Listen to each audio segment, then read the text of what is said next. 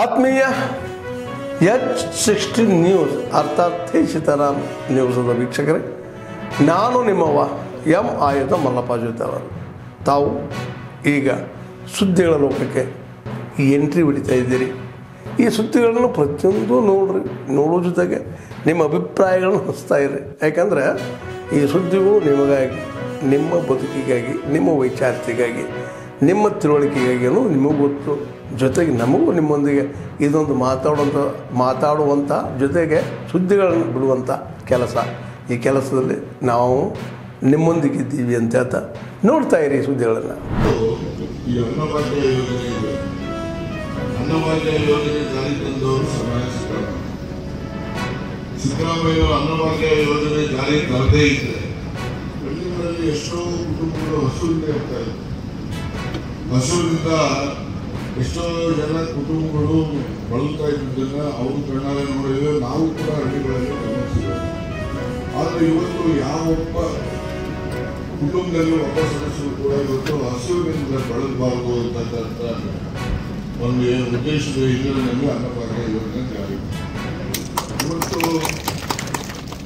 ಹಸಿವು ಅಂತಕ್ಕಂಥದ್ದು ಇದೆಯಲ್ಲ, ನೋಡೋಣ ಯಾರನ್ನ ಹೇಳಿ ಹಿಂದಿರಬೇಕು, ಯಾರನ್ನು ಹೇಳಕ್ಕಾಗಲ್ಲ. ಯಾರು ಅನುಭವಿಸಿರ್ತಾರೆ ಅವನಿಗೆ ಮಾತ್ರ ಗೊತ್ತಷ್ಟೇ ಹಸಿವು ಏನು ಅಂತ. ಅಂತಹ ಒಂದು ಪೀಳಿಗೆಯನ್ನ ಇಡೀ ರಾಜ್ಯದಲ್ಲಿ ದೂರ ಮಾಡಿದವರು ಅಂತ ಸನ್ಮಾನಿಸಿದ್ದಾರೆ. ಅನ್ನಭಾಗ್ಯ ಯೋಜನೆ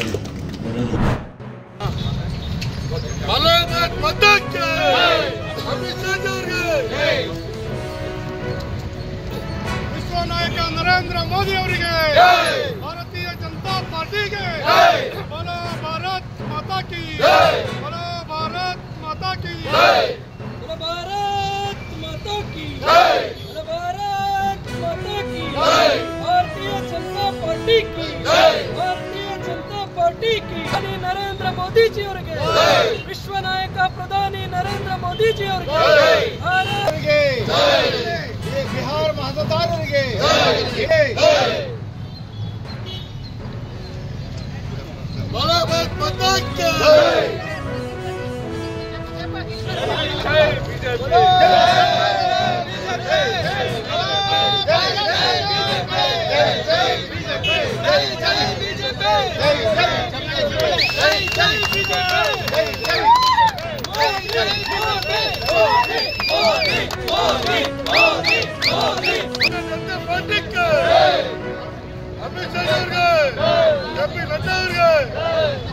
ತಾಯಿ ಭಾರತೀಯನ್ನ ವಿಶ್ವಗುರುವಿನತ್ತ ಕೊಂಡೊಯ್ಯುತ್ತಿರುವ ಅಪ್ರತಿಮ ದೇಶಭಕ್ತ ಪ್ರಧಾನಿ ನರೇಂದ್ರ ಮೋದಿಜಿ ಅವರಿಗೆ, ಎನ್ಡಿಎ ಮೈತ್ರಿಕೂಟಕ್ಕೆ, ವಿಶ್ವನಾಯಕ ಪ್ರಧಾನಿ ನರೇಂದ್ರ ಮೋದಿಜಿ ಅವರಿಗೆ,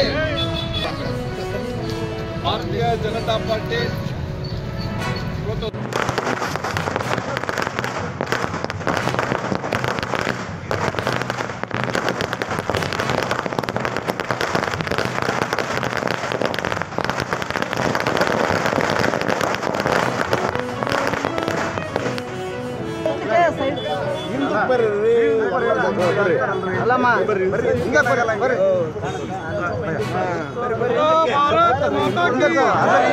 ವಿಶ್ವ ನಾಯಕ ನರೇಂದ್ರ ಮೋದಿ ಅವರಿಗೆ, ಭಾರತೀಯ ಜನತಾ ಪಾರ್ಟಿಗೆ, ಜೆ.ಪಿ. ನಡ್ಡಾ ಅವರಿಗೆ, ಅಮಿತ್ ಶಾ ಅವರಿಗೆ,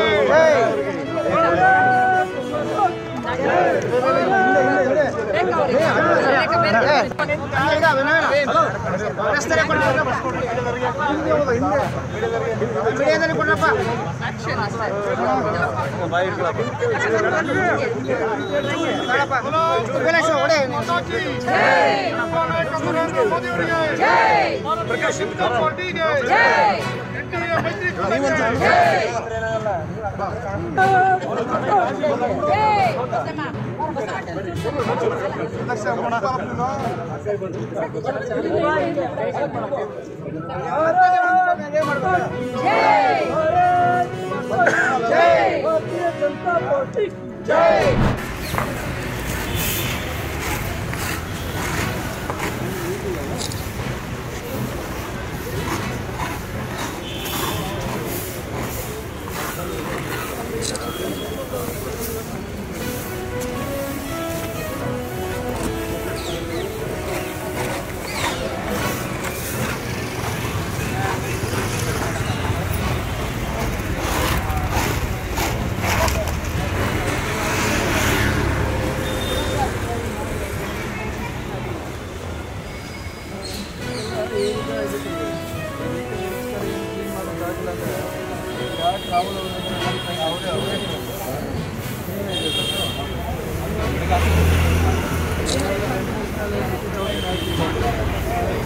ಕ್ಯಾನ್ಸಲ್ ಮಾಡಿ ಈಗೆಲ್ಲ ಒಂದು ಆಕ್ಷನ್ ಮಾಡಿಲ್ಲ ಅಂದರೆ ಯಾರಿಗೂ ಮಾಡಲ್ಲ ಅದಕ್ಕೆ ಸ್ವಲ್ಪ ಅಲೋಟ್ ಮಾಡಿ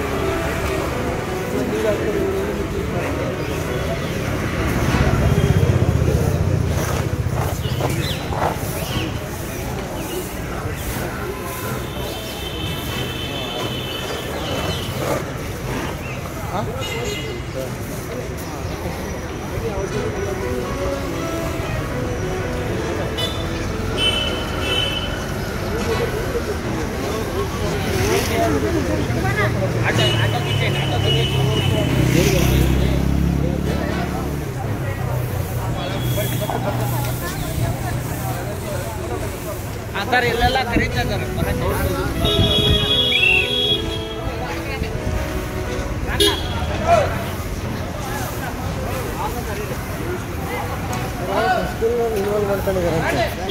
ಮಕ್ಕಳು ತಗೋಬಾರ್ದು. ಸಾಲು ಮರದ ತಿಮ್ಮಕ್ಕನವರು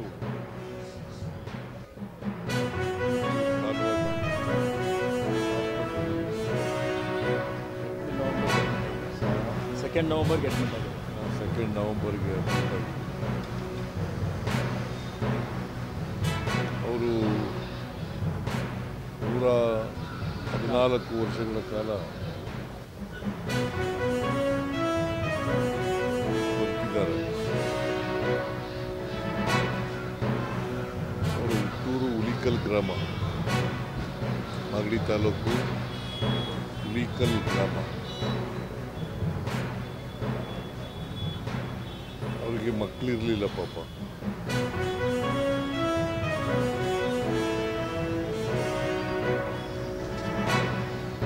ಗಿಡಗಳನ್ನೇ ಮಕ್ಕಳು ಅಂತ ಸಾಕ್ತಾ ಇದ್ರು.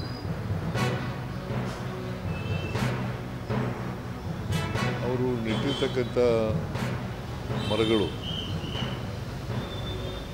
ಇವತ್ತು ಹೆಮ್ಮರವಾಗಿ ಬೆಳೆದಿದ್ದಾರೆ.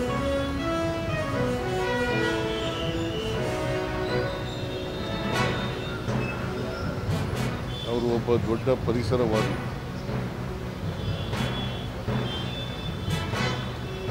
ಅವರಿಗೆ ಕೇಂದ್ರ ಸರ್ಕಾರ 2019ರಲ್ಲಿ ಪದ್ಮಶ್ರೀ ಪ್ರಶಸ್ತಿಯನ್ನು ಕೊಟ್ಟಿತ್ತು. ಅವರ ಸೇವೆಯನ್ನು ಪರಿಗಣಿಸಿ ಪದ್ಮಶ್ರೀ ಪ್ರಶಸ್ತಿಯನ್ನು ಕೊಟ್ಟಿತ್ತು.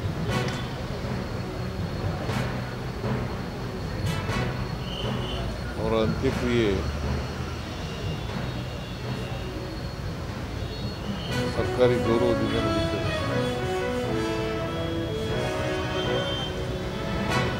ಅವರು ಕೊನೆಯ ಆಸೆ ಪತ್ರ ಕೊಟ್ಟಿದ್ದಾರೆ. ನಾನು ಅದನ್ನು ವಿಚಾರಣೆ ಮಾಡಿ ಬೇಲೂರಿನಲ್ಲಿ ಇದ್ರು ಅಂತ ಹೇಳ್ತಾರೆ. ಬೇಲೂರಿನಲ್ಲಿ ನಾನು ಅದನ್ನು ವಿಚಾರ ಮಾಡ್ತೀನಿ. ಅಲ್ಲಿ ಅವರ ಏನು ಬೇಲೂರಿನಲ್ಲಿ ಒಂದು ಸಂಗ್ರಹಾಲಯ ಮಾಡಬೇಕು ಅಂತ, ತಿಮ್ಮಕ್ಕ ವಸ್ತು ಸಂಗ್ರಹಾಲಯ. ತಿಮ್ಮಕ್ಕ ವಸ್ತು ಸಂಗ್ರಹಾಲಯ ಮಾಡಬೇಕು ಅಂತ ಇದ್ದಾರೆ ಅಂತ ಎಫೆಕ್ಟ್. ಹೌದು, ಆಸೆ ಸರ್, ಕೊನೆ ಆಸೆ ಇದೆ. ಇದೆ ಅವ್ರ ಪತ್ರದಲ್ಲಿ. ಹೌದು, ತಿಮ್ಮಕ್ಕ ವಸ್ತು ಸಂಗ್ರಹಾಲಯ.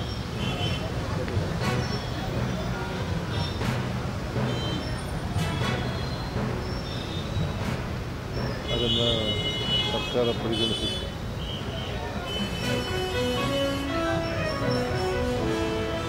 ಅವರ ಆತ್ಮಕ್ಕೆ ಚಿರಶಾಂತಿ ದೊರಕಲಿ ಅಂತೇಳಿ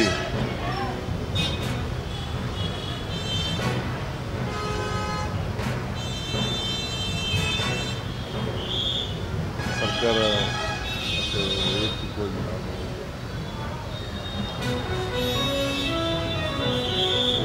ಪ್ರಾರ್ಥನೆ ಮಾಡ್ತೀನಿ.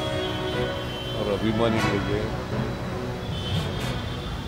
ಅವರ ಬಂಧುವರ್ಗದವರಿಗೂ ಅವ್ರ ಸಾವಿನ ದುಃಖ ಭರಿಸ್ತಕ್ಕಂಥ ಶಕ್ತಿ ಕೊಡಲಿ ಅಂತೇಳಿ ಹಾರೈಸ್ತೇನೆ.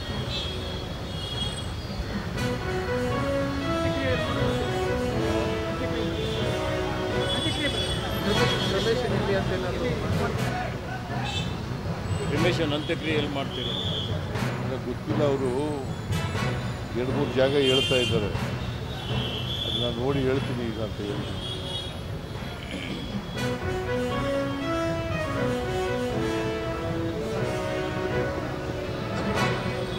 ಆತ್ಮೀಯರೇ, ಎಲ್ಲ ಸುದ್ದಿಗಳನ್ನು ನೋಡಿದ್ರಲ್ಲ, ಏನು ಅನಿಸ್ತು ನಿಮಗೆ?